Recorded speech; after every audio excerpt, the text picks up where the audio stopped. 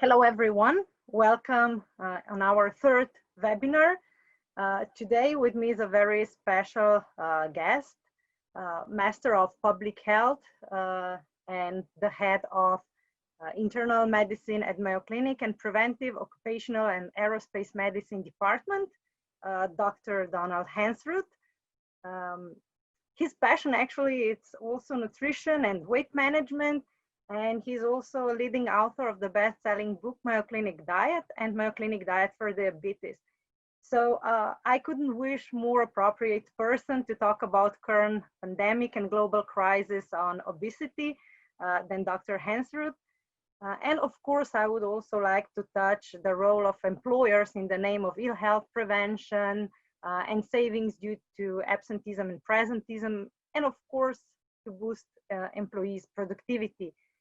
So since the 24A Life is emphasizing the importance of living healthy lifestyle, I'm happy to discuss what actually organizations and as well individuals can do for their health. And I'm also happy to share some experiences what we as 24A Life learned from our clients while we're trying to form and implement employee wellness, employee well-being programs. And I'll be more than happy if Dr. Hensrud could give us any more ideas what we can do in the name of weight management and why it is so important. So Dr. Hensrud, not that we only have the current COVID-19 pandemic, but for several years, the world is also facing a global crisis on obesity. Numbers are extremely high and are even rising. Do you agree that obesity is not a disease, but it's a symptom? Well, obesity is both. It is a symptom, and the fact that something is increasing around the world in such a large number of people shows how challenging it is to deal with that. Everybody just didn't decide to gain weight. There are powerful forces in the environment affecting what we eat, affecting our physical activity, affecting our stress and how we look at life. And all of those many hundreds of factors are coming together to increase weight across most of the entire population. So it will require substantial efforts and many different things to help to deal with that crisis. So it's a symptom. It has been defined as a disease by different organizations, but the point is it is pervasive and it's challenging to deal with, but it's not impossible if people go at it with the right tools. Good. In general, we are all aware that being overweight or obese, it's not very healthy, that a lot of diseases, non-chronic conditions are related to unhealthy diet. But what are the true risks of being obese from your perspective as a physician? Obesity is related to many different conditions. It increases the risk for high blood pressure, for type 2 diabetes, for abnormal blood lipids, heart disease, certain cancers, obstructive sleep apnea, degenerative joint disease. The list goes on and on. And so it's not just a cosmetic factor, it's a risk for many different serious conditions. And it's a root cause of many of the things that are killing people in the United States and around the world. And I was recently reading a report from New York hospital, and they released that the majority of people who had some complications due to COVID-19 had quite some comorbidities, and those are also the conditions that you've just mentioned. That's exactly right. Obesity can affect our immune function. And of course, that's related to COVID-19. So people who have those comorbidities, who are obese, the elderly, all are at increased risk of the complications of COVID-19. So it has relevance even today in what's going on around the world. In organizations, when we talk about now what to do and how to do, they're very interested in a topic, how to boost the immune system. How can we boost the immune system with nutrition, with diet? Diet is interesting. People know that we should eat healthfully. They intuitively, they kind of get that, but I'm not sure that people realize how powerful that is. Healthy nutrition can reverse some of the aspects of obesity. It can help people deal with obesity, and it has independent effects on immune function, on different risks for cardiovascular disease. A healthy diet can lower blood glucose values through weight and through other mechanisms. It can lower blood pressure. It can lower risk factors for heart disease. There's so many different factors. So this isn't hopeless. And again, people kind of intuitively know this. What people need are practical tools to help them. They don't need somebody to tell them to eat more and exercise, or eat less and exercise more. They need someone to give them practical tools, support, and a program to help them deal with the different things that they're facing. Yeah, and now the reports are saying that 4 out of 10 Americans are obese, and even one added on, it's a severe obese. So the problem, it's not only the obesity, but also fat, the percentage of body fat we have in our bodies. Is that also a challenge? So someone who might not be obese, but has too high levels of body fat? Yes, obesity is an excess of body fat, and it's not necessarily related to weight, which sounds kind of funny. In generally, the greater the weight, the more the body fat, but there are exceptions. For example, a bodybuilder who does a lot of time lifting weights and exercising may increase their lean body mass, but yet have a low body fat percentage, so their health risks aren't increased very much. On the other hand, here at Mayo Clinic, there were some publications that came out and from other places where people have a relatively normal weight or body mass index, yet they have a high percentage body fat. So they may not weigh that much, but they have a high percentage body fat, and they still may be at risk for many of the health conditions that we talked about earlier. So yes, we do need to focus not only on weight, on percentage body fat, on increasing lean body tissue through exercise, and managing our weight through both physical activity and diet. Is sugar the only problem? Because nowadays they're saying the sugar is new smoking. Sugar is a big one. There are many different factors related to this, but sugar is a big one. I like to refer to sugar as a quadruple whammy.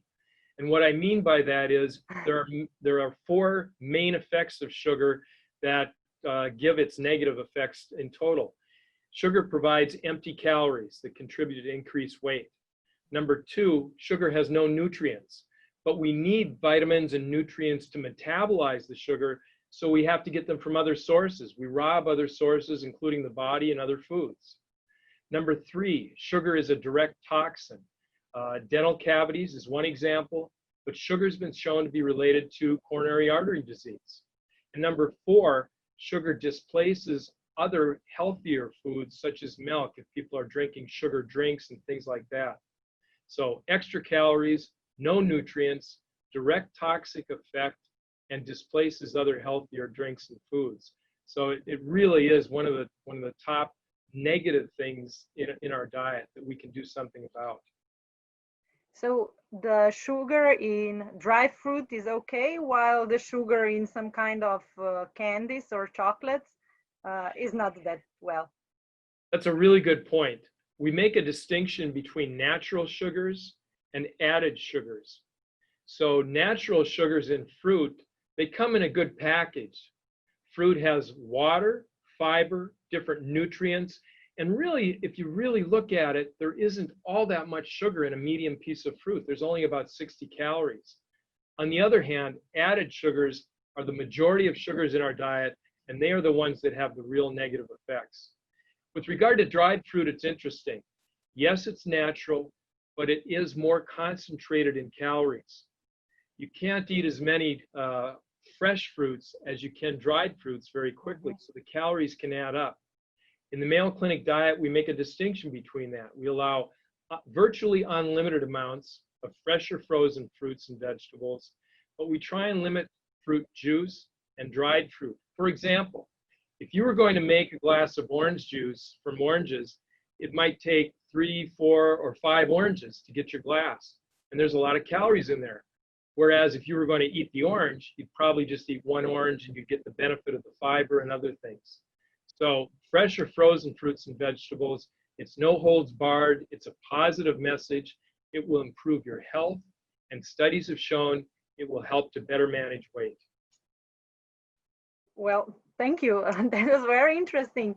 But now if we take a look from the organizational perspective, when I'm working with organizations and we're trying to form some kind of employee well-being strategy or employee wellness, sooner or later we realize that there is a significant percent of people who are obese, overweight, and of course, sooner or later we need to talk about how to address these states, and not just, of course, to prevent all the diseases you've mentioned, but companies are some kind of afraid of it. They're saying that's not their business, not their responsibility. But do you think the companies should or could support employees also with some weight management measures, actions? I think companies have an obligation to do that, but not only that, it makes good business sense. It's been shown that healthier employees contribute more to the bottom line. They have less sick days, they're more productive at work. And so encouraging wellness in employees is not only the right thing to do, but it's the right thing for the individuals, it's the right thing to do for business. How people go about this, I think, is important. And this is where we want to use a carrot and not a stick approach. Mm-hmm. If companies are invested in their employees, they provide opportunities and programs for employees to take advantage of and implement some healthy behaviors. That's a positive message. So, for example, worksite wellness programs that involve increased physical activity, putting healthy foods in vending machines, having healthy foods available, having resources such as programs such as the Mayo Clinic Diet, the book, the 24A Life app. These are all things that are positive messages and that can help people improve their health, and it's good for business as well. Absolutely right. There is a stigma surrounding obesity. There are various stigmas. You know, we're aware of, these days, we're very aware of racial discrimination. We're aware of gender discrimination. We're not talking a lot, however, about discrimination against obese people. And there is that exists. It's been shown that in the workforce, there's some discrimination in certain ways. We need to get that out on the table, and we need to treat people in general, everyone, with respect. Again, when something happens that powerfully in so many people in the population, it's not that people decided to do it, and it isn't a moral judgment against them. It's something that's very difficult to prevent and treat. We have to realize that. We have to support people with programs that help them in a non-discriminatory fashion with a positive message. And I think just like there's no room for racial or sexual discrimination, there shouldn't be any room for discrimination because of someone's weight as well. Yeah, so it is important also from our side to encourage human resource departments and people who are guiding wellness programs that this is the right topic to address with no discrimination. And in my opinion, when I ask companies what are they offering besides some physical activity step counters and so on, they say, well, we offer some kind of weight management measures. For example, we give them some plans or some diets, and when we just downloaded it from the Google, but none of these people, of course, are not nutrition experts. So what can a company do in the terms that they are offering really evidence-based knowledge and strategies to employees? I think first they need to do their homework and have someone within the company that's an advocate for these practices. Oftentimes it's HR. There may be some resident experts or people who are passionate about this within the company. Then they need to formulate a strategy. How can they help people do this? People working remotely, for example, will need different strategies than on-site. Going about it with a positive message and encouraging people to participate rather than penalizing people is very important. Let me give you an example of one program that we did here at Mayo Clinic. It was called the Worksite Wellness Program. And many people are intimidated to go to a wellness center. They may be self-conscious about their own weight. So we took wellness to the workplace. We recruited local people within each work site who have a passion for wellness and want to help their fellow employees. We give them some resources, some information, and we help them design their own program that works the best. We had a competition, who could come up with the best program. That program over the years has increased, and last I heard there were 450 worksite wellness champions around the campus at various worksite places. It was remarkably successful. It was grassroots, and it helped people empower themselves with things that they brought to the table that they were interested in with organizational support. So that's just one example of things that an organization can do. I think it's important to partner with the right company that has the right resources. If the organization doesn't have the expertise, there are many organizations that can help them with this. Great. But your book, The Mayo Clinic Diet, actually is based on scientific facts, right? Absolutely. The Mayo Clinic Diet is evidence-based. We also wanted to make it practical and enjoyable enough to be sustainable, because many times when people take on something as challenging as weight management, which sounds easy, they go at it very hard, such as after New Year's, when everybody has their New Year's resolutions. If it's too hard, if it's just onerous to do, it won't last very long. It'll last 2 weeks, and then people realize, I can't keep this up. But we used evidence-based methods. We put together a program that is easy to follow, it's health supporting, and it's enjoyable enough to be sustainable long term. Yeah. Now I just remember one of the organizations I worked with, they had a very interesting initiative. They were collecting how many kilograms they can lose as a group, as a company. So the average weight of the company and the average BMI of the company was measured, and all together they were not collecting steps, what was very popular, but they were collecting lost kgs. And I said, wow, what a brilliant idea, but how people are doing it? Did you offer any kind of diet? And they say, no, people are doing it with their own knowledge, however they know, however they cope with it, different diets, different approaches. But in my opinion, it's also important how you're losing weight, not just losing weight, right? Can losing weight in an improper way can harm our health? Absolutely. For example, it does get down to calories, and if someone ate 500 calories a day just from jelly beans, they would lose weight, but that isn't the healthiest way to do it. I like the program that they put together. It helped people individually with weight loss, and then collectively. They had a group spirit there to help lose a lot of weight. COVID-19 is affecting a lot of people, obviously, these days. Everybody is affected by it. But like many people and organizations have found, this also increases opportunities to take advantage of some of the things. For example, people are eating out less. Well, that is not as enjoyable as eating out, but it's been shown that the more people eat out, the greater their calorie intake. They're not in control of calories.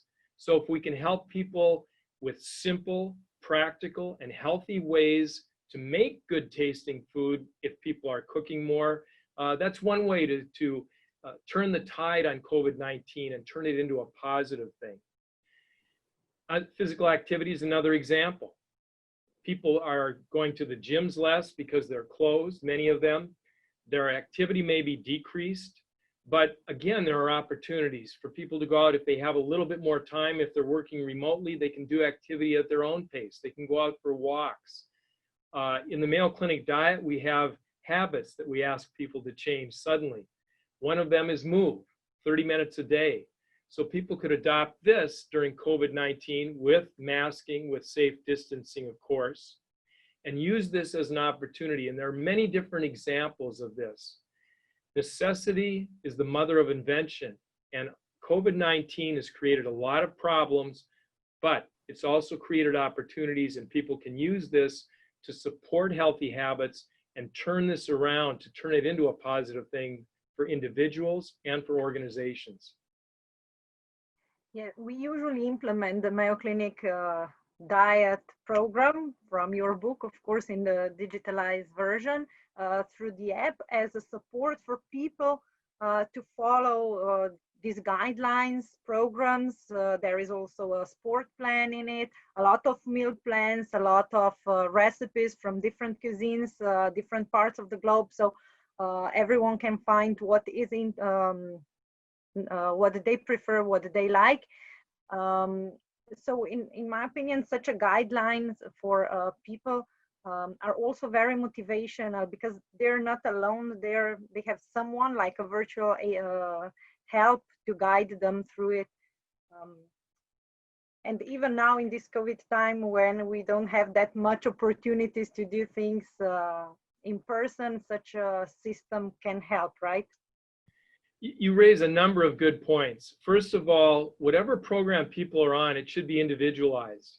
And the Mayo Clinic Diet provides a framework for people to do, but it should be individualized. The Mayo Clinic Diet has two phases: the Lose It phase, which is a 2-week jumpstart phase where we ask people to implement and change 15 habits. We throw the kitchen sink at people, and the more habits they change, the better their weight loss during that period of time. And there's simple things: eat breakfast, eat more fruits and vegetables. One of the more challenging ones for people was you can't eat while watching TV, and you can only watch as much TV as the amount of time you spend exercising. Of course, people may be watching more TV these days, so that's one that may help people out even more during COVID-19. In the second phase, in the Live It phase, people take those habits and they turn it into a lifestyle program. It isn't a phase diet, fad diet. It's something that people can live with forever. Now, during COVID-19, there may be less groups participating together, but that doesn't mean that people have to do it alone. They can design their program to fit their needs, but then, as you pointed out, there are virtual groups that can get together, support groups, and support each other both on a personal, social basis, or even within organizations, they could be supported. So there's room for both individual design of programs and carrying it out, and also group basis, providing people do what we're supposed to all do these days: social distancing and wearing masks. So no counting calories in first phase. Are people aware of calories? I mean, I can say for myself that I'm pretty aware of it, but when I was usually visiting US so often, I was always ordering an appetizer because of the portion size. And lately I realized that that appetizer consists of 1,700 calories, which is actually my daily intake. And I was shocked it was appetizer. So are people aware of the calories? So counting calories, not counting calories? It's really interesting. I think in general, people realize that calories count. But this is an area, like many areas in nutrition and weight management, that when you really look at it, it's a little more complicated than what it seems. For example, there's the same amount of calories in 1 1/3 sticks of butter as there is in 10 or 11 heads of lettuce or 35 cups of green beans. So just looking at food sometimes is not easy to see how many calories are there. As you mentioned, in the Lose It phase of the Mayo Clinic Diet, there is no counting calories. We get people to focus on eating healthfully, and just by changing what they eat, their calorie intake often goes down and they're better able to manage weight. Then in the Live It phase, we teach people about icons so they can estimate calories. For example, a tennis ball is the size of a piece of fruit, and you can estimate how many calories are in that, or how many servings of fruit a day, and therefore they can stay within their calorie limit just by estimating serving sizes. So there are ways of getting around it. In fact, what's interesting, studies have shown that just counting calories, people underestimate their calorie intake by an average of 20% and sometimes more if they're trying to lose weight. So although it makes sense, it's more challenging to do, and that's why we focus on teaching people the skills to estimate serving size and estimate calories, and that seems to be very practical and work for many people. What about people with diabetes? You also wrote a book, Mayo Clinic Diet for Diabetes, which we also implement in a form of mobile app. That can also help people to decrease the blood sugar levels and maintain the proper body weight. Diabetes is a very good example. The risk factors for diabetes are a genetic predisposition, a family history of diabetes, and then as we get older, age increases the risk of type 2 diabetes. And that's what I'm talking about, is type 2 or usually adult onset diabetes. Well, we can't control our genetics, we don't get to choose our parents, and we can't do anything about aging as of yet. The risk factors we can control, number one is weight. If people with type 2 diabetes lose weight, particularly early on in their disease course, their blood glucose values will improve. Second is physical activity. And third is diet. It's still important, but weight loss is the most important controllable risk factor for type 2 diabetes. So the Mayo Clinic diet has been adjusted for people with diabetes, and by managing weight, by eating more healthfully, their diabetes can control. I want to mention one somewhat myth about diabetes and sugar. As we talked about earlier, added sugars should be minimized. The sugar in fruit, however, doesn't need to be restricted as much as people would think in people with diabetes, and I hear this all the time from my patients. If people are adding fresh or frozen fruit and vegetables to their diet, their overall calorie intake may go down because they're not eating something else that's higher in calories. So if they're eating fruit and losing weight, their blood sugar values should go down. Now, there are exceptions to this. Some people are exquisitely sensitive, and if you add fruit on top of everything else you're eating, of course, that just adds extra calories. But if people are following the Mayo Clinic Diabetes diet, they should be able to lose weight, and their blood glucose values should improve. One of your colleagues told me how you designed the Mayo Clinic diet book, that you were observing how people who were willing to lose weight are reading books, dietary plans, and you figure out that people are not very much interested in, let's say, some theory introductions, but they are very quickly jumping into the action plan. So that's why you form those phases in that way. Is that correct? That is correct. In the Mayo Clinic Diet and the Mayo Clinic Diabetes Diet books, we don't give people a lot of endless information up front. The first phase is right there. People jump right into the lose it phase, and they start it as quickly as possible. People want to lose weight. They want to lose weight quickly. So we gave them the Mayo Clinic Diet to help them with that right away. There's a lot of other information as time goes on that they can learn and add to their program, but it's an immersive experience that people can just jump right into. Losing weight and improving health doesn't have to be drudgery. Engaging in a lifestyle like this, even during these uncertain times, can and should be an enjoyable way to live. As a psychologist, the human resource managers often ask me how to maintain or how to keep or how to increase the motivation of people. But I think in that way, when you make an action first from motivational aspect, it's winning, because people are willing to do something, and once they see the progress, they see the thing is working, the confidence and the motivation increase. So was that also a part of the program, part of the idea? You're exactly right. And when we did the pilot program for the lose it phase, we saw something. when we threw these 15 habits, people add 5 habits, they break 5 habits, and there are 5 bonus habits that we encourage. When people did that at first, they were a little intimidated. Can I do this? Anytime we do something new, there's the uncertainty of it and we're not quite sure. Once people got into the program, it empowered them. They saw the weight loss coming off. They realized this isn't so bad, I'm doing it. And they were able to maintain those changes over time. So giving people a program that they can implement right away, that's practical and enjoyable, can enable long-term success. We think the lose it phase of the Mayo Clinic diet is the healthiest way to lose weight quickly that there is. So dieting and eating should be fun, right?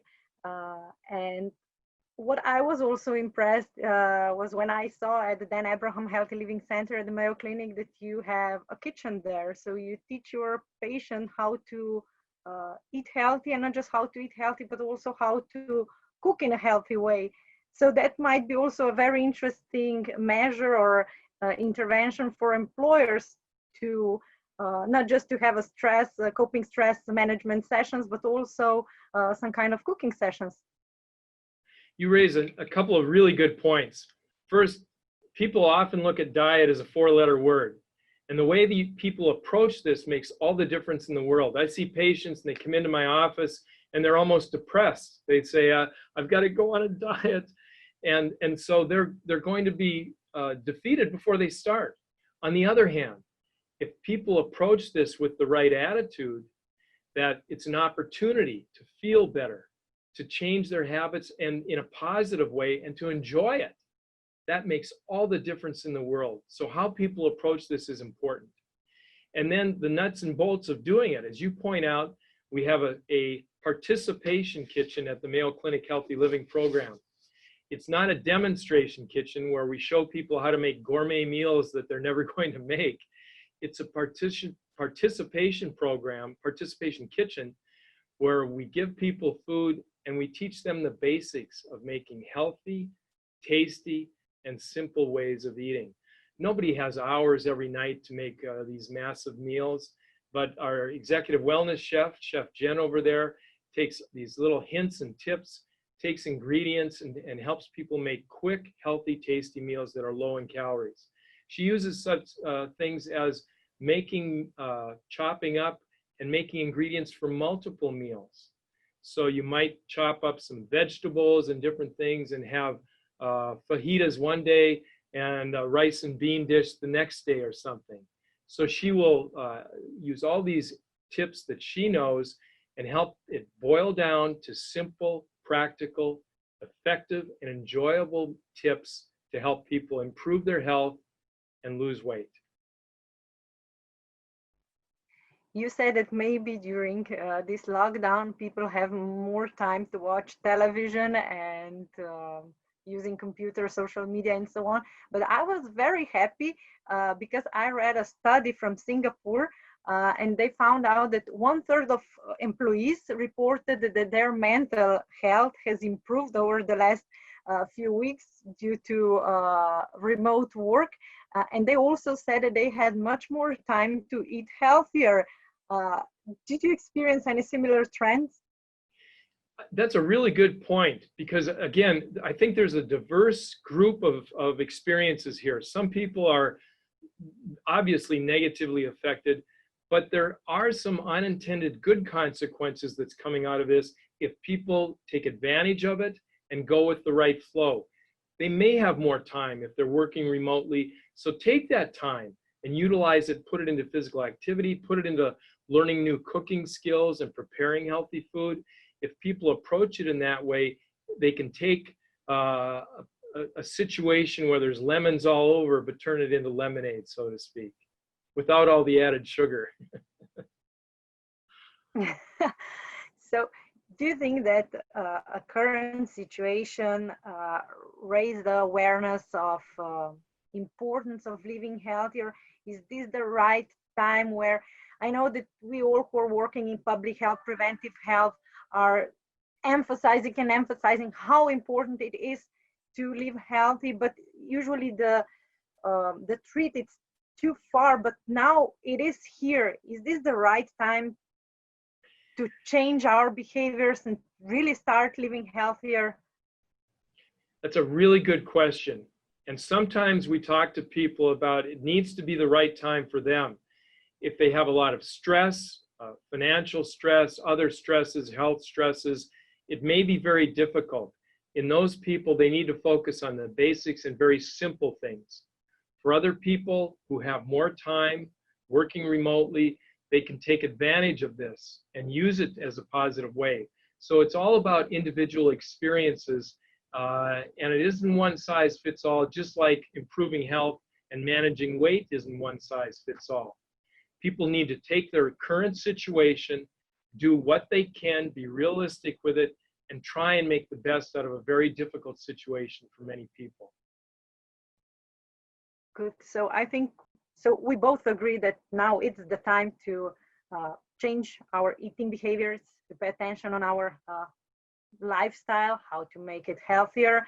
But I would highly recommend also to all organizations and at the end people to follow the Mayo Clinic Diet through the Hour app, which really guides them to overcome all the challenges, to be supported with validated evidence-based informations, tips and tactics. So I'll just say thank you very much, Dr. Hensrud, for always taking time to help 24A Life's mission to guide people toward healthier lifestyle, and that we can together shape healthier and happier tomorrow. So thank you so much for all the insights, and I hope and I believe that they will be very valuable for our users and people who listen to us. Thank you. Thank you very much, Eva. Stay well and stay healthy. And I wish everyone the best out there to make the best out of a very difficult situation. It's challenging, but it's not impossible. People can turn this around and turn it into a positive, as much of a positive experience as they can.